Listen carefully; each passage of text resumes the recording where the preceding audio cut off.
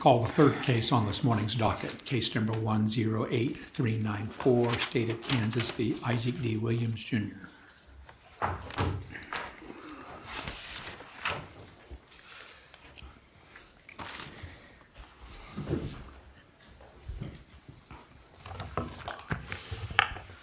Good morning, Your Honor.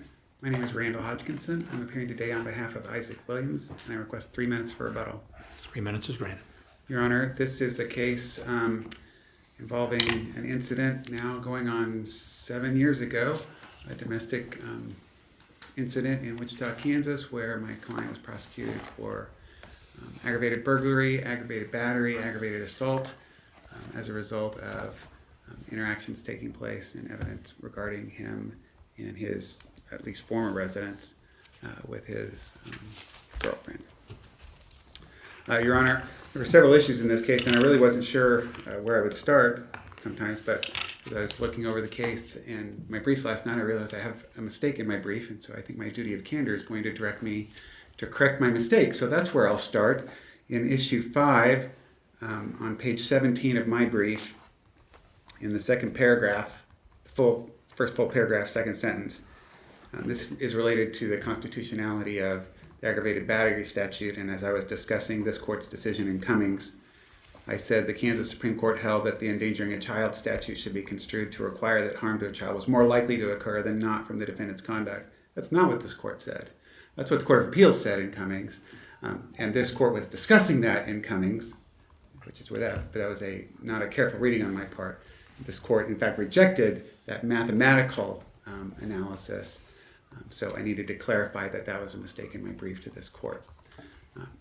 That being the case, I'll continue on with that issue and that discussion to note that that mistake on my part still, the discussion in Cummings had to do with this idea of this sort of risk analysis. What kind of risk analysis and how much guidance does a jury have to have in order to avoid this vagueness problem?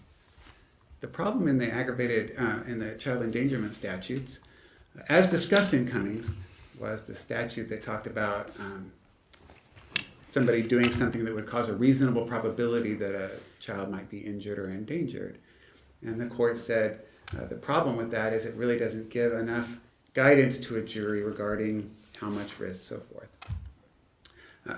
Interestingly, when we read Cummings and look back at the history discussed in Cummings, that reasonable probability language came about because the previous versions of that statute were even less specific in that regard, and just said, if you were doing activities that might cause a child to be injured. And this court said that's not good enough, would be unconstitutional. And so we get the reasonable probability language, and then the court's still talking about that reasonable probability language.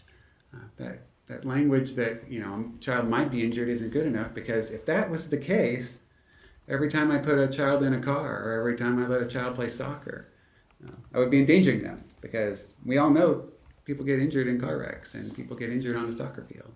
And we know that's not the case. This court said we know that's not the case. And so we have this process through those child endangerment cases of getting to what it really means. Your Honor, it's reading those cases and lying it up alongside the aggravated battery statute, which provides an enhanced sentence if a person causes bodily harm in a manner whereby great bodily harm, disfigurement, or death can be inflicted.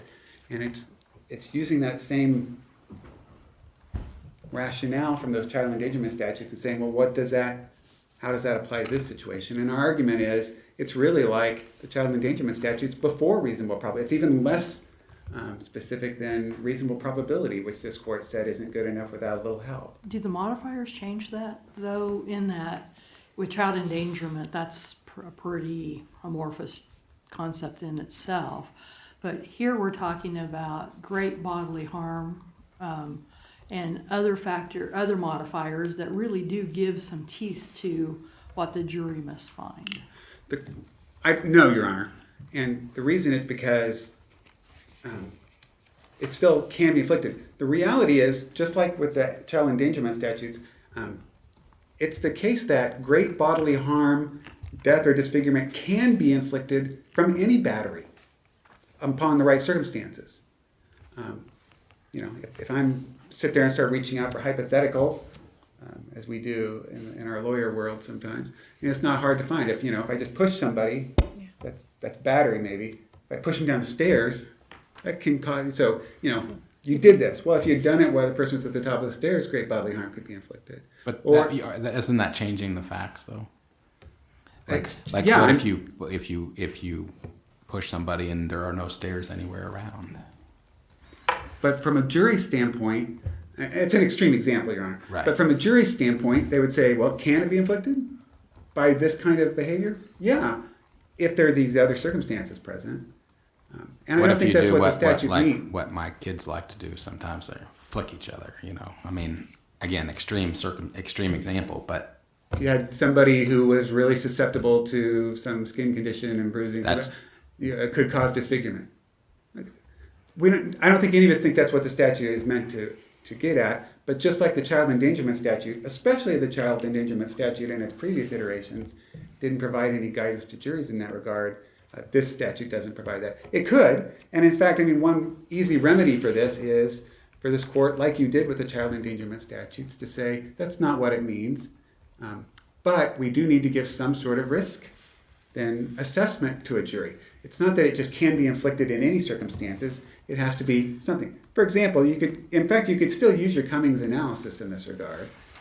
In that case, you said you have to talk about reasonable probability. You could say if somebody is charged with this crime of aggravated battery, that in determining if there was a reasonable probability that the bodily harm was done in a manner whereby great bodily harm, disfigurement, and death can be inflicted, you should consider the gravity of harm caused, whether the conduct is inherently perilous, and the likelihood that great bodily harm, disfigurement, or death would occur. Likelihood means more than a faint or remote possibility. You could use that exact same kind of thing, and I think it would eliminate the problem that I'm dealing with. But none of that's given in any of these aggravated battery cases at this point.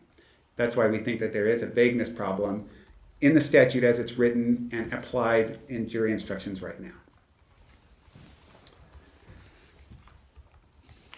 The second issue in this case, and actually the first two issues in this case are somewhat connected, but I'm really going to kind of address it at least initially from the second issue, because it's an aggravated burglary case, and the aggravated burglary charge is certainly sort of the main thrust of this case. It's what's causing the longest sentence, for example. And so the main claim in issue 2 is that the state failed to prove that my client did not have authority to go into the residence in this case. The state has the burden to prove all the elements of the crime. One of the elements of the crime is that he did not have authority. Your Honor, my wife and I own a house over here in Holiday Park, just down the road. We've owned that house for about 7 years now. And, hypothetically, in my worst case scenario, if my wife and I had a falling out and we decided to separate, and we can imagine a situation where we'd like, you know what, I'm out of here. And she says, great, I want you out of here. And I say, here are the keys to the house. I'm never coming back here. And I leave. And then, in this hypothetical that I don't like, but I'm this terrible person, and I come back, and my wife says, I don't want you here. I don't give you permission to come in this house. And I bust the door down and go into the house. It's not burglary, because you know what? My name's still on the deed to that house. I still have every right to go in that house. Until my wife, maybe in this hypothetical situation, does something like get a protective order, or we do take other steps with regard to that property that make it so that it's not just that she doesn't want me there, it's that I cannot go there legally. And that's what's missing in this case. Is there evidence that the victim in this case did not want my client there? Yeah, there's a lot of it. Is there evidence that the victim didn't give my client permission to be there? Yeah, there's a lot of it. But that's irrelevant to the question of whether my client did not have authority to be there. There was also evidence from the victim that the only reason she had ever given him any keys was because of one occasion when he needed to have the keys because of some type of an interview. So there was some evidence. There was conflicting evidence. There was also the evidence that he'd paid utilities and things like that. But wasn't there enough for the jury, given that limited permission that had ever been extended, for them to conclude he didn't have permission once she had revoked that permission? Your Honor, I think no. The answer is no. And the reason being because in this case, there's really the lack of evidence in this case is what authority did Mr. Robinson in this case have in general with regard to this property? I mean, that's what's lacking in this case is what's your legal stand? The prosecutor needed to ask, what's your legal standing? Are you the leaseholder? Do you have the authority to exclude people from this house? And in the absence of that, it's not our duty to prove that we have authority to be there. It's the state's obligation to prove that we do not have authority to be there. And so in order to prove that here, you had to demonstrate that she had the power to exclude? Yes. That's what you're saying? And just evidence that she was the full-time resident is not sufficient. Not absent some other evidence that gives her the power to exclude people from that place. And being a full-time resident is not enough, in No. your view. In the hypothetical that I talked about earlier, my wife's still a full-time resident of that house. Well, that's different, though, because in your hypothetical, you retained a separate, independent legal authority to enter the home. And in this circumstance, we're talking about, I think, revoking a previously granted permission. But the evidence would be the same, Your Honor. In the Right, but what situation I'm I have, trying my to- wife testifies, I'm the full-time resident of this house. I told him I don't want him to be there. But that wouldn't have proven that I don't have authority to be there. Right, but if, well, let me back up. Is there anything in the record that would indicate that the defendant, your client, had an independent legal basis to be in that home? Yes. What was that? I mean, as Justice Lukert noted earlier, I think there's evidence that he's, for example, had utilities at the house, that he had moved in there. There's also, and this is how it's related to the first issue, the state argued that he was a resident of that house in order to establish the charge of domestic battery. Because if he's not a resident of that house or has never been a resident of that house, he shouldn't be convicted of domestic battery. So by the state's own argument, and the state's own theory in this case, they established that he had, at some point at least, a connection to that house. And then Kansas law itself establishes that in order, somebody that wants to say that you no longer have a residence there, it's your burden to affirmatively show that. So if your position, as I understand it, is that if all the evidence shows is that two people resided at a home and there's no further evidence about who has superior title, if you will, that's not sufficient to allow a jury to conclude that one of the people can revoke the permission of the other person. That's exactly right, Your Okay. Honor. It's, when you read this record, as I know you, as you will, and review it, that there's just no evidence really regarding sort of what her interest in this place is, and just two people that happen to be there, it doesn't give her that permission. Your Honor, I see I'm out of time, and I don't want to start another issue when I'm out of time, but the court may direct me to something else. Other questions? I do have a question. I'm just, on the domestic battery definition, you said it was necessary for the state to prove that he had resided there. Resided or had resided there, I thought was the What about- definition. Is this just a more recent version of the statute that I've got in front of me that talks about having been in a dating relationship? Is that a later amendment? Well, I don't know. Certainly my argument is predicated, that first argument is predicated on the idea that he had to reside there, and that was the state's theory in this case. Okay, that's what I'm trying to figure out here, is if that's how they charged it and tried it, and that's why we're talking about that. I'll or whether definitely it's look a at the later- charge when I sit down. Okay, that'd be helpful, thank Or you. my colleague may just know. Any other questions? Thank you, counsel. The Chief Justice wanted me to let you know he was pulled away on an administrative matter and may be back in.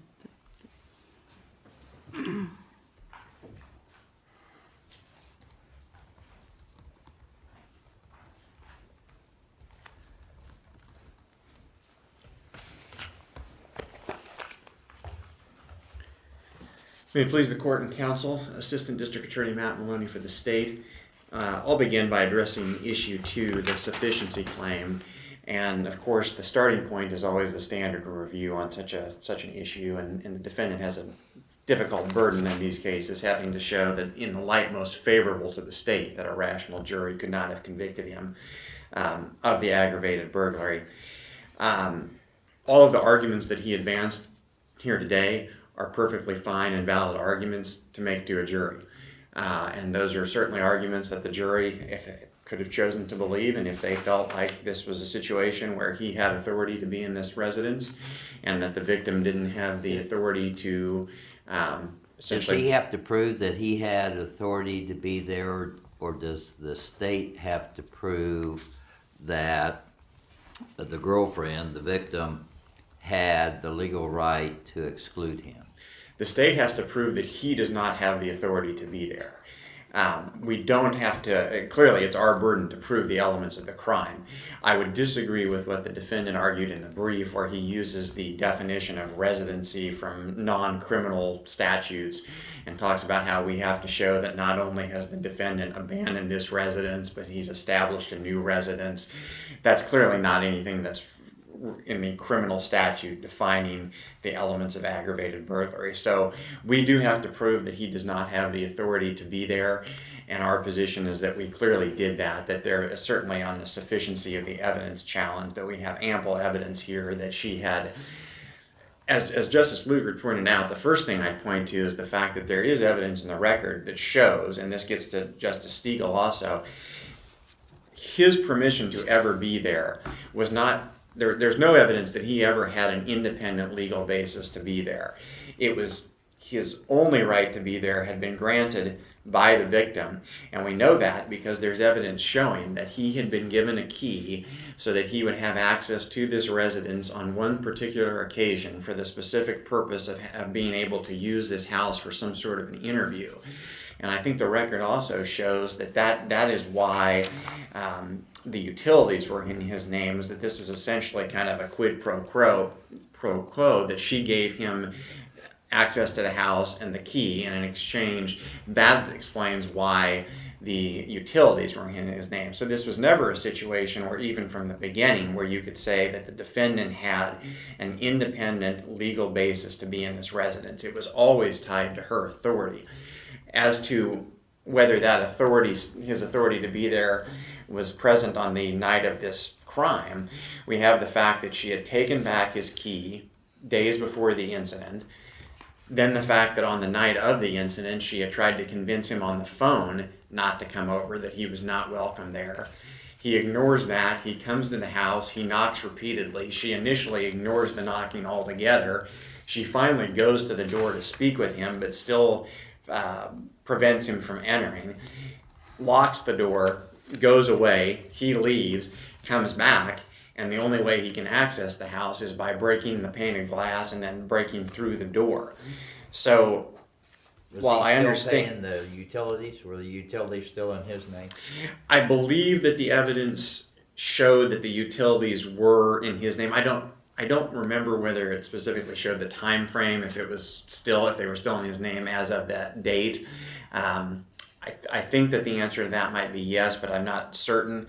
But again, when we have the evidence that explains why that was in fact the case, and that it was her authority to use the house on the one specific occasion, again, I think that under a sufficiency of the evidence standard of review, there's more than ample evidence here presented by the state that at the time of the crime, that he did not have her permission or authority to be there, and that she was the one that did have the independent basis. I understand counsel's hypothetical. As Justice Stiegel pointed out, I think there you've got a different situation where you're talking about a married couple, that they would each have an independent basis to be in the house, and one does not have to grant the other person permission to be there. I think the more applicable situation would be very much in line with what happened here. If two people are dating, but they maintain separate residences and spend a lot of time together at one of the person's house, and maybe the person who doesn't live there occasionally spends the night, keeps a very minimal amount of clothing or toiletries there. When that relationship ends, the person who doesn't live there full-time doesn't just get to keep showing back up, especially if they don't have a key and the person that does live there has made it very clear that they're not welcome. That's the hypothetical that I think is very much analogous to what happened in this situation here. This was not a married couple. This was a couple that apparently had been dating. He occasionally spent the night there. The evidence shows that even the defendant himself acknowledged that he got his mail at another address. So even though he was trying to claim that he lived there, his own statement indicates that there was very much contrary evidence. And of course, on appellate review, this court is not to look at the evidence and decide whether there were other possibilities of how the jury could have decided this case. It's to determine whether, looking at the evidence in the light most favorable to the state, a rational jury could have convicted him. What was the evidence of the victim's relationship to the property? I was looking through my notes as you were asking counsel that. I don't remember that there was anything specific. I don't know that there was ever any testimony with respect to whether this was, whether she owned this property, whether she was a tenant, whether she was the only person on the lease. Surely there had to have been something, even if it wasn't styled as defining a legal relationship, owner-lease. I mean, was there anything that indicated full-time resident, I've lived in this house for 20 years, or what was it? I don't know that there was anything that specific, but I think in her testimony, just reading the testimony of the whole as a whole, it's very clear that she did live there full-time, and that's why she was the one that had access to the key, which she gave him, and then was obviously able to get that back from him. So I would argue that even the defendant's own actions in giving the key back would indicate that he himself recognized that she had. You're saying a reasonable jury could draw an inference from that she was the person that was legally entitled to grant and withdraw permission. I think from that and from the totality of the evidence. But it has to be an inference, is what you're telling me. There's nothing in the record that expressly says that. Unless I'm mistaken, and obviously that's certainly possible. My notes just don't reflect any specific testimony of that, but it's obviously been quite a number of years since I've read the record. So, but yes, to the extent that there wasn't any specific testimony, I do think that inference is certainly there. Counsel, can you answer the last question I asked your opposing counsel about what the state relied on in the domestic battery statute? Was it that he was a former resident? Was it an earlier version of the statute?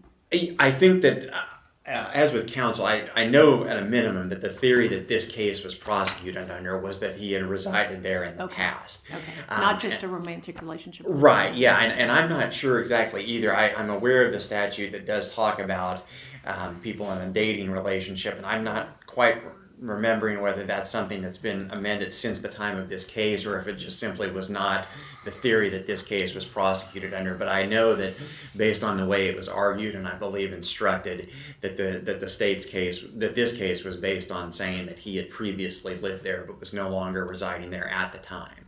Thank you. So that would be my argument with respect to issue 2, and I think that largely also would explain the state's position with respect to issue 1, the mutually exclusive argument that the defendants made. Our position is clearly that these two statutes are not per se mutually exclusive, and counsel acknowledges that in his brief and in his petition for review.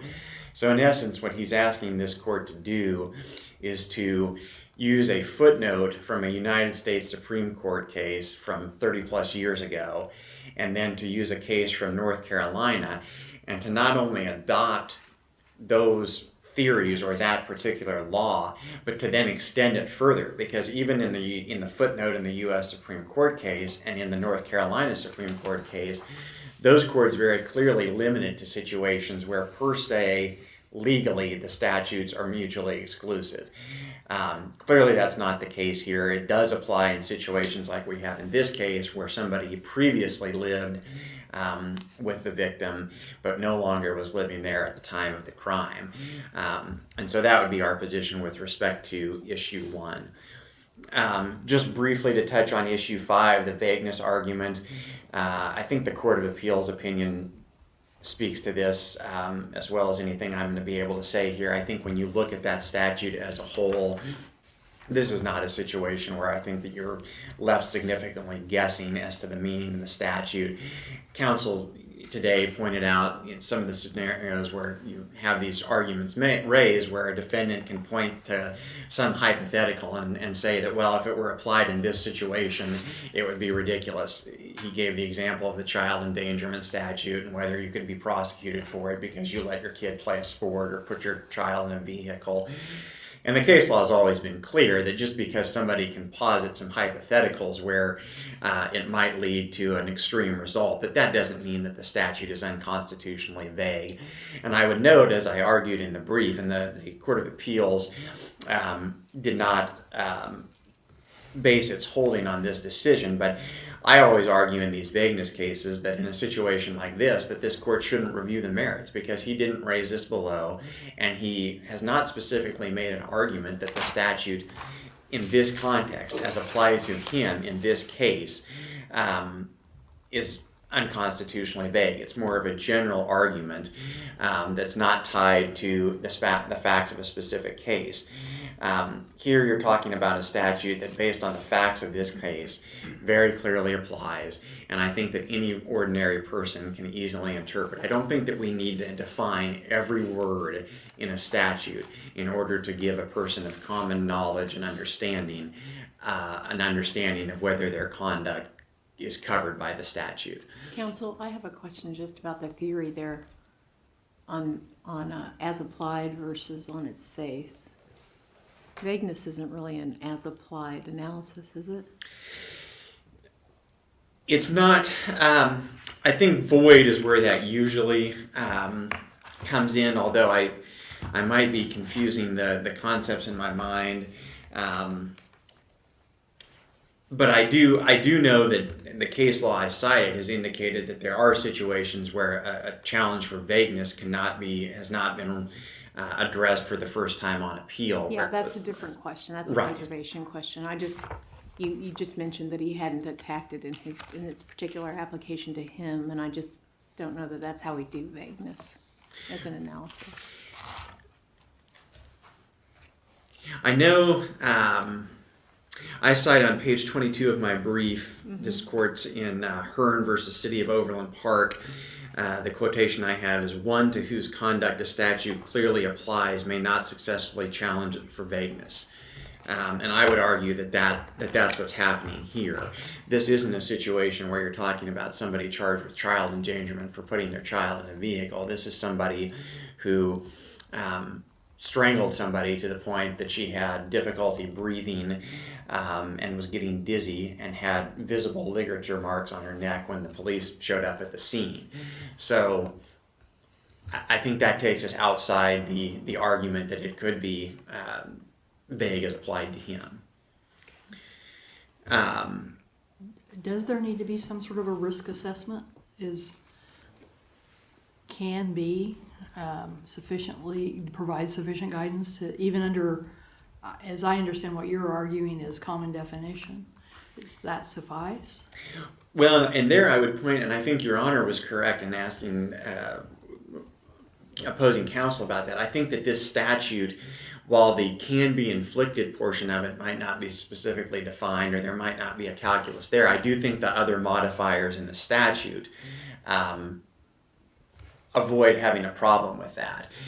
First of all, the statute only applies when bodily harm has occurred.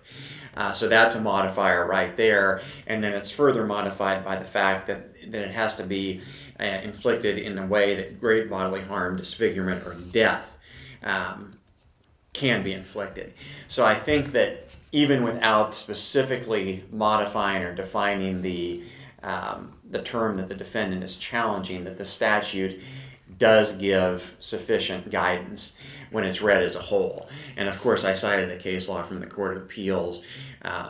There have been numerous panels that have found that this is not unconstitutionally vague, and I think this court has, while not necessarily specifically addressing or deciding the issue, has approvingly cited to some of those opinions in the past.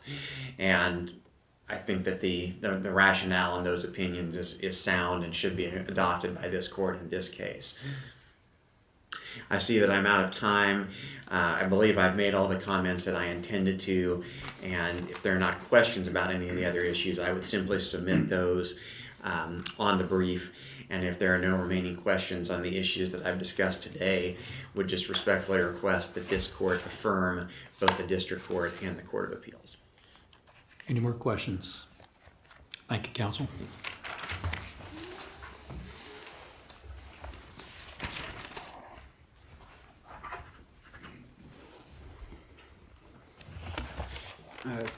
Justice Breyer, I just wanted to respond to your question that as I looked and was able to do my exhaustive research here at the table, that in 2007, the domestic battery statute only covered family and household members, and today's statute does include the dating relationship. So sometime between 2007 and today, that statute's changed. This was a 2011 case, and the instruction in this case, which is volume 1, page 86, defined family and household member meaning persons 18 years of age or older who are presently residing together or who have resided together in the past.